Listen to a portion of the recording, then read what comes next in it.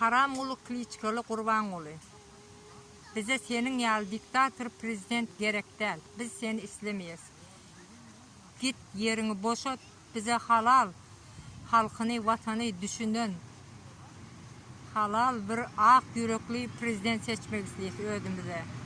Biz seni istemeyiz. Yeni bir gece gaydın. Sen kanunu değiştiren mi olup Türkmenistan'da? Kanunu değiştiren için git de yüreğini değiştir. Yegenlerine, oğluna, kızına bir terbiye ver. Nehili ene ata sen dünyaya indirdi. Namus etsin özünden. Ayna bak, yüzün gör. Pisliğini gör. Nehili mikroptun. Koronavirüsten adamlar liçeni alsa kovlanıyor. Sen yönüm koronavirüsten betersin. Türkmenistan halkımıza da yüzleniyor. Ayağa kalın. Oturan yerinizde boş boş bir topar erkekler olup uyuşup oturup erkek bol, sen erkek bol deyip geplemende yine şun yalak zamanında erkek olun. Ayağa kalın.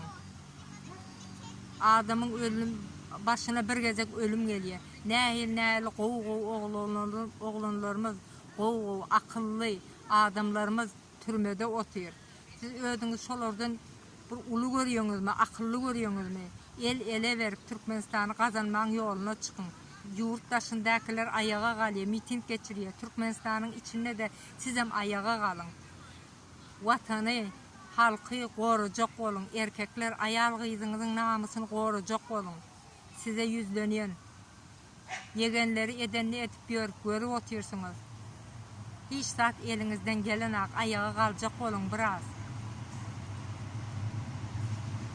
El ele verip yurttaşındakiler, içindakiler hemmemiz ayağa kalsak yurdumuzu, vatanımızı, güzel Türkmenistan'ımızı yerdeki cennete öğrebiliriz. Arman, yadaman işleriz. Berge vatanımızda bergisini de üzeriz. 3 yıl işlep bergini yapmak da değil, biz 5 yıl mı işler. Yeter ki asuda olsun vatanımız.